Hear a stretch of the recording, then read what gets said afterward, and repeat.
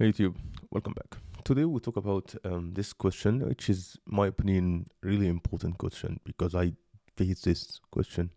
I guess you might face it most of the time in any GraphQL interview. So, is GraphQL a technology database?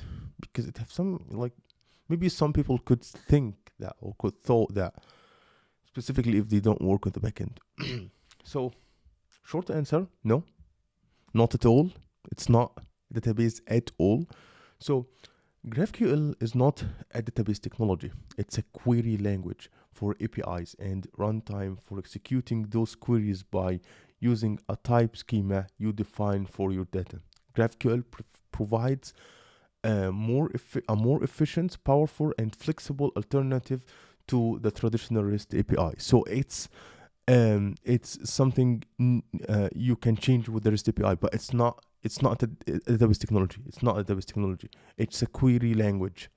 So you can just say that, but I guess, in my opinion, to make this answer quite perfect, is that you should say what are the important components in GraphQL. So let's do this together here. So one that I would love to talk about is the query language for APIs, which is the core of GraphQL. So GraphQL allows clients to request exactly what they need and nothing more.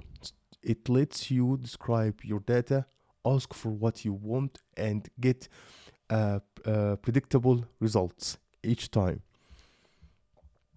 Also, we want to talk about the server side runtime.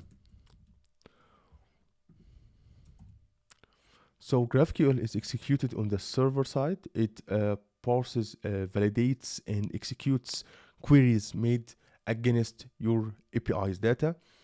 It's also important to talk about the type schema. Oh, sorry.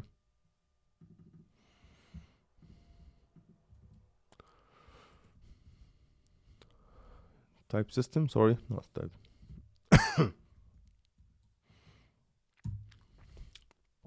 So you define types in GraphQL, and these types describe the shape of your data, allowing you to specify exactly what data can be queried. Also, we have the independent of data storage.